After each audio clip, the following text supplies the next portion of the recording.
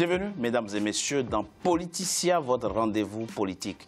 Ils sont plusieurs dizaines de chefs d'État et de gouvernements africains à s'être rendus à New York, aux États-Unis, à la 113e Assemblée générale des Nations unies. Une Assemblée générale qui se tient dans une ambiance, dans un climat d'inquiétude et de nervosité. Les puissances s'opposent sur plusieurs sujets, le climat, l'Iran, le nucléaire. Mais les Africains veulent faire entendre leur voix. Le multilatéralisme, la base même du fonctionnement des Nations unies, est de plus en plus remis en cause, notamment par les États-Unis de Donald Trump.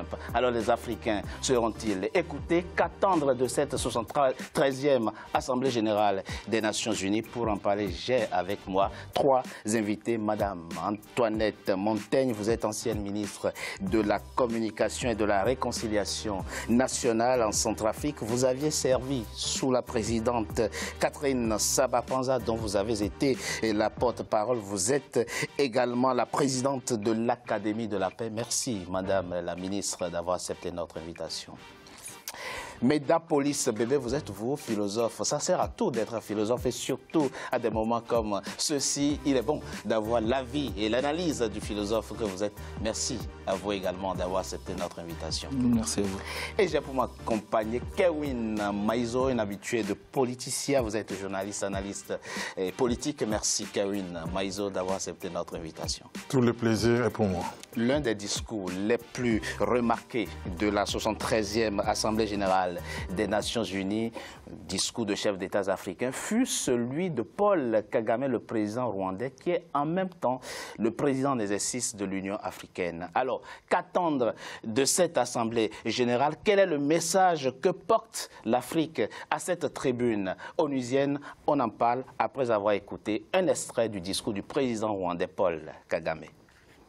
Nous avons cédé la responsabilité de notre avenir à d'autres, non pas par la force, mais par défaut. Mais les temps changent rapidement. Les contributions au fonds qui permet de financer les opérations d'appui à la paix de l'Union africaine enregistrent des records. Et en début d'année, l'accord sur le libre-échange sur le continent africain, un accord historique, a été signé, qui a été le point d'orgue de décennies d'efforts. Et une fois qu'il sera en vigueur, la place de l'Afrique dans l'architecture économique et commerciale mondiale sera redéfinie. Cette année, nous avons également connu des transitions politiques clés et des problèmes de sécurité régionaux qui ont été gérés de façon pacifique et progressiste. Grâce à une consultation efficace, grâce à une bonne direction, nous avons moins besoin de médiation externe et il ne devrait pas en être autrement.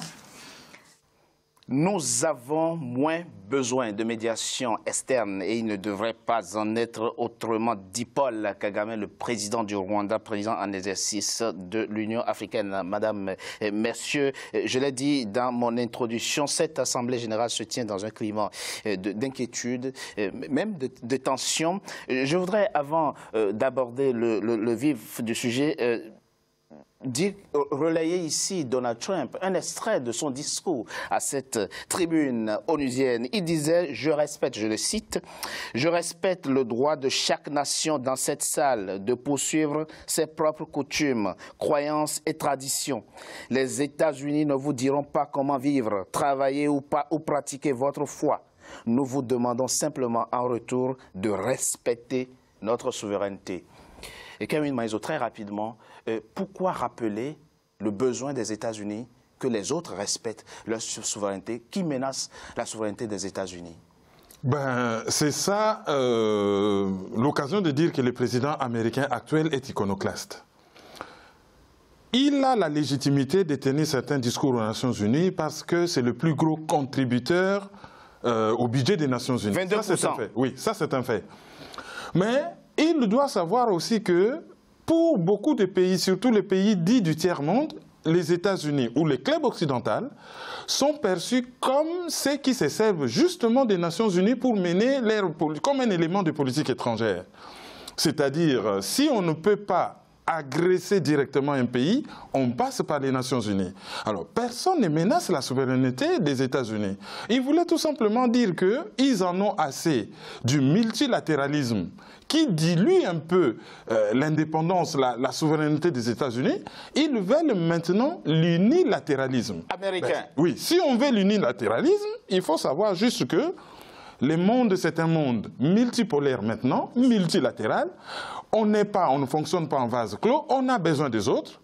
Tant que l'on respecte les autres, on ne met pas ses intérêts économiques au-dessus de tout, à n'importe quel prix, ben, c'est à cette condition que votre souveraineté sera respectée. Sinon, c'est un vœu pieux. Madame Montaigne, en gros, si on interprète son discours, outre ce qu'a dit Kerwin Maïzo, nos réponses aux problèmes du monde doivent être pensées à travers le prisme américain, à travers notre point de vue à nous, et non à travers une concertation avec toutes les autres nations du monde. Et Paul Kagame qui dit, ça tombe bien, enfin, comme pour répondre, ça tombe bien, nous avons nous aussi fait tellement de progrès ces dernières années que nous avons de moins en moins besoin des autres. Qu'est-ce qui explique cette forme de tension aujourd'hui dans les relations internationales? Et est-ce que l'Afrique aujourd'hui a les moyens, effectivement, de résister à cette remise en cause même du multilatéralisme qui caractérise le fonctionnement de l'ONU? Je pense que ce que le président Trump a dit n'est pas très nouveau par rapport à son premier discours d'investiture. America First. America First. Donc ce n'est pas une découverte. C'était déjà dans sa campagne. Il voulait une Amérique forte qui défend d'abord ses intérêts. Vous vous souvenez. Mais quand il disait ça, on pensait qu'il parlait que des Mexicains qui venaient en immigration. C'est au monde entier qu'il parlait. Je ne l'entendais pas comme ça. Je l'entendais pas comme ça. Donc, ce n'est pas une nouveauté. Et ces rencontres avec les dirigeants européens, vous vous souvenez, il avait dit des choses fortes tendant à revenir toujours sur le recentrage américain avant tout, même si ce pays reste le contributeur numéro 1. Ce que j'apprécie, entre guillemets, dans ce qu'il a dit, c'est que les autres pays doivent aussi garder leurs traditions, leurs coutumes, leur façon de faire. Ce multilatéralisme culturel est une nécessité parce que le monde va très vite. Et comme le monde va très vite, les peuples comme en Afrique, on n'a pas encore atteint un certain nombre de développements. On n'a pas accès à toutes ces structures-là. Et il y a un risque de déconnexion de la réalité, c'est-à-dire il y a un monde très développé, ultra déconnecté, virtualisé, et un monde terre à terre qui peine à trouver de quoi vivre au quotidien du fait des conflits, du fait de la mauvaise gouvernance et du sous-développement. Et là aussi, c'est très important de ramener les États à leurs responsabilités. La coopération ne gomme pas les réalités du monde. Les réalités du monde, la réelle politique. On voit très bien qu'un Africain qui vit dans une zone aujourd'hui en conflit, qui n'a jamais eu accès à l'eau courante, à l'électricité, il ne sait même pas ce que Trump dit. C'est vrai. Ce qui lui l'intéresse, c'est de pouvoir se soigner s'il est malade, de pouvoir se déplacer s'il n'y a pas de groupe armé qui l'oblige à rebrousser chemin ou aller paître ses troupeaux ou simplement aller au champ cueillir quelques légumes pour manger. Donc vous voyez bien que ce que Trump dit correspond à une réalité du monde parce que n'oublions pas que les Américains sont très pragmatiques. C'est vrai, ils sont très pragmatiques et invitent d'ailleurs le monde à faire comme Polissé et Bébé, posons clairement les problèmes, mettons les choses clairement sur la table. Ce qui est en cause là, c'est l'existence même, disons plutôt l'utilité même des Nations Unies. Cette vaste tribune où 193 pays viennent chacun prononcer un discours et puis on fait 7 jours, on retourne après. Et ce qui demeure, ce qu'il y a derrière le discours du président américain, mais là il a toujours dit, c'est que l'ONU s'oppose souvent à nos intérêts, nos intérêts américains. Et d'ailleurs, c'est à justice qu'il a réduit de 285 millions de dollars déjà le budget, enfin la contribution des Nations Unies, des États-Unis, pardon, au budget de l'ONU. Je pose la question de l'utilité de l'ONU. Oui, en fait, cette grande messe diplomatique qui a lieu tous les ans. Justement, enfin, le discours de Trump semble étonner quelques-uns. Bon, l'émission ne porte pas sur Trump, hein, c'est juste pour partir de son discours et voir un peu comment l'Afrique peut se positionner par rapport à la nouveauté dans la relation. Tout à fait, mais la question de l'utilité de l'ONU se pose depuis maintenant plusieurs années. Oui. On a bien vu, par le passé, le fait que les États-Unis pouvaient se passer justement des résolutions des Nations Unies pour assouvir leurs projets diplomatiques. Nous avons en mémoire l'attaque de l'Irak qui s'est faite contre le mandat des Nations Unies. On a encore vu récemment qu'il y a eu des bombardements au niveau de la Syrie sans que l'ONU donne une autorisation. Donc l'utilité de l'ONU se pose avec acuité, déjà par le passé, mais encore plus maintenant. Comme on le voit généralement à travers les conflits en Afrique également. Monsieur Kabila en a fait mention, on va peut-être revenir, mais ça fait plus de 20 ans que l'ONU est au RDC. Et il ne se passe rien. C'est la même chose en Centrafrique où les forces onusiennes sont là-bas et il ne se passe rien. Donc, effectivement, cette question est tout à fait pertinente. Et quelle doit être la position et le message justement des Africains à cette Assemblée générale où on voit qu'il y a l'introduction de nouveaux paradigmes dans les relations internationales? La question doit se poser clairement de savoir si l'ONU peut encore être utile aux Africains. Je pense qu'à cette question, je serais tenté d'emboîter le pas à Kagame qui pose un problème hyper important. Et je pense qu'il est du devoir des Africains que nous sommes, de l'Afrique en général, de comprendre la pertinence de ce message. C'est un appel à la responsabilité. Je pense qu'un travail sérieux doit être fait dans le sens de l'intégration africaine. Je pense que si l'Union africaine fonctionnait correctement, on aurait réglé beaucoup de problèmes. Mais on est obligé parfois de passer par l'ONU, mais on sait très bien, on n'est pas dupe, on sait très bien que l'ONU est utilisée comme une arme, en fait, pour assouvir quelques velléités diplomatiques de bas étage. Elle est souvent instrumentalisée. Instrumentalisée à outrance. Karim Maïso, très rapidement, voyons la réalité en face. On sait que quand le rouleau compresseur américain se met en marche, c'est compliqué de lui résister. D'ailleurs, on voit la passe d'armes qu'il y a eu entre le président américain et le président français au sujet de l'accord sur le climat, mais aussi au sujet de l'Iran notamment. Puis, justement, par rapport aux sanctions, les Européens cherchent en ce moment à contourner les sanctions vis-à-vis de l'Iran. Et Marc Pompeo leur a dit il y a 2 jours, si jamais vous contournez ces sanctions, les conséquences seront dramatique. Dans cette guerre d'éléphants, comment l'Afrique se situe-t-elle? Qu'est-ce que l'Afrique peut avoir comme influence et impact dans ce nouveau schéma des relations internationales qui se dessine? L'Afrique a plusieurs leviers à actionner. Oui. Premier levier, d'abord militer pour la réforme du Conseil de sécurité. Ça, c'est le premier levier. Deuxième levier, c'est prendre conscience que le monde est maintenant multipolaire, s'associer avec les autres pôles de puissance pour peser face aux États-Unis. Je pense à la Chine, je pense à la Russie, et je pense à toute l'Amérique latine, et je pense à une structure telle que les BRICS déjà. Et la troisième chose, l'Afrique doit être consciente que si l'Occident est aussi riche qu'il est aujourd'hui, c'est parce que l'Afrique fournit une bonne partie des matières premières. Ils ont les technologies et les capitaux, nous avons la main-d'œuvre et les matières premières. Donc c'est déjà un élément de négociation à mettre sur la balance pour pouvoir discuter face à ces gens-là. Il y a des concessions qui sont conclues sur 50 ans, sur 60 ans déjà. Et puis le taux d'endettement est tellement énorme. Est-ce qu'il y a vraiment de marge de manœuvre, véritablement? Oh, vous savez, la faiblesse des États occidentaux, c'est qu'ils sont des États de droit, c'est leur opinion publique. Je pense que des plaintes bien placées dans certains pays occidentaux, par rapport à certains faits, Evo Morales l'a fait.